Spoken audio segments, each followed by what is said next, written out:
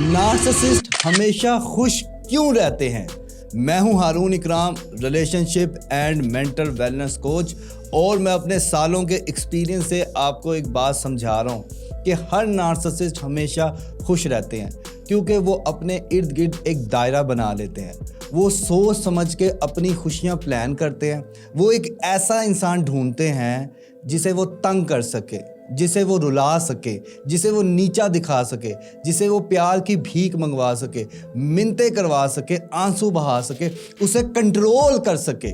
ये तमाम की तमाम चीज़ें करने से उनको दिली सुकून मिलता है, वो खुश होते हैं। और कभी उन्हें ऐसा लगे कि उनके साथ वो इंसान दूर जा रहा है तो उनके पास हमेशा प्लान बी मौजूद होता है, प्लान सी भी होता है, प्लान डी भी होता है, क्योंकि नार्सिसिस्ट एक ढीठ इंसान होता है जो सिर्फ अपने बारे में सोचता है, अपनी खुशियों के बारे में सोचता है।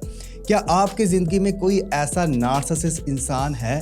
कमेंट सेक्शन में मुझे बताएं।